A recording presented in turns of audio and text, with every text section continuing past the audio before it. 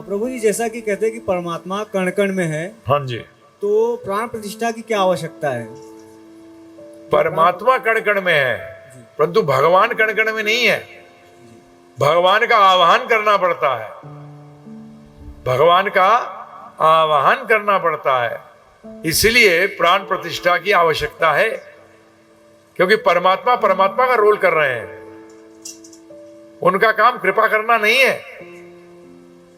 उनका अपना रोल अलग है। अनुमंता उपदृष्टा अनुमंता च, सब देखना क्या चल रहा है और सबको अनुमंत्रित करना, मैनेज करना। कण कण में रहकर वो सब चीजों को साथ कर जोड़ रखा है कि इसको मैनेज करना है कि पानी तरल होना चाहिए अपने नेचुरल अवस्था में, वो परमात्मा देख रहे हैं। ठंडा करोगे तो जम जाएंगे, ये भी परमात्मा कर रहे हैं।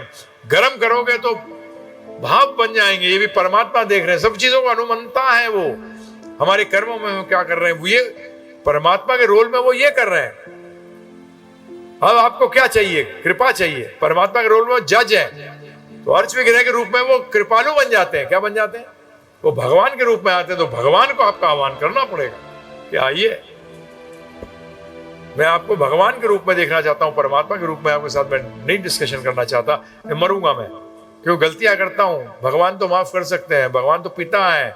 परमात्मा ने कहीं क्लेम नहीं किया कि मैं पिता हूं, जबकि दोनों में भेद नहीं है और है भी। यही अचिंत्य भेदाभेद तत्व है कि दोनों में भेद है और भेद नहीं भी है।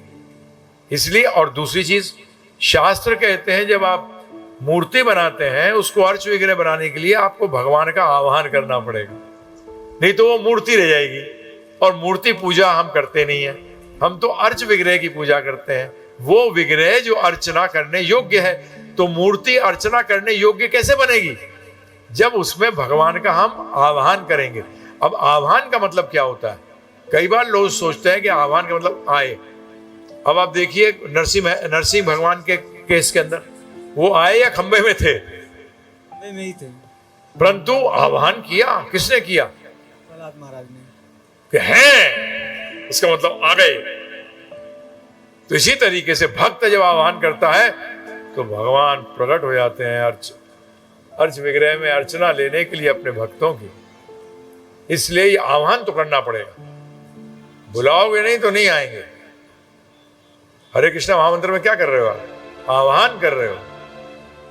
तो भगवान को पत्थर मत समझिए, हमें भी जब कोई बुलाएगा तभी तो आएंगे हम। तो भगवान तो इसकी परिकाष्ठा है, तो उनको बुलाएंगे। उनके बुलाने में हम तो कोई भी बुला ले मुझे, हम आ जाएंगे, हमें पता ही नहीं उसका भाव क्या है। परंतु भगवान कहते हैं बुलाएगा और भाव नहीं होगा तो नहीं आऊंगा।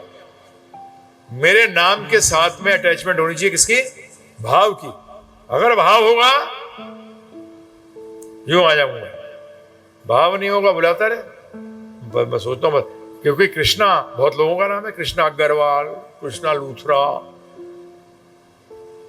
राम का भी बड़ा नाम है, लोग राम शर्मा। आ जाएंगे? नहीं आएंगे। अरे उस पीछे पीछे जब भाव होगा कि मेरे कृष्ण भगवान आइए, इस विग्रह में आइए जिसकी मैं सेवा कर सकूं। तो प्रभुपाद ने कहा एक चीज, प्रभुपाद ने कहा है दिस इज फॉर न्यूफाइट्स। मंदिर की वर्शिप जो है ये नए डिवोटीज के लिए है, परंतु जो श्रेष्ठ है वासुदेव सर्वमिति। क्या है प्रभु जी?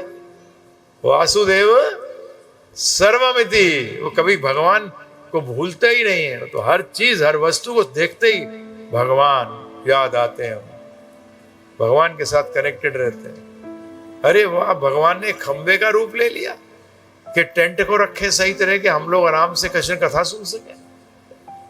ये सोच हो जाती है। सारा खेल किसका है? वासुदेव सर्वमिति। स महात्मा सुदुर्लभा। उन्हें मंदिर जाने की जरूरत नहीं है। जब भी आप देखते हैं हमारे बाबा जी कहाँ मंदिर में जाया करते, मस्त रहते हैं। चले गए, नहीं गए तो नहीं गए। उनके लिए भगवान कभी अलग होते ही नहीं। भक्त भगवान को ना छोड़े और भगवान भक्त को ना छोड़े।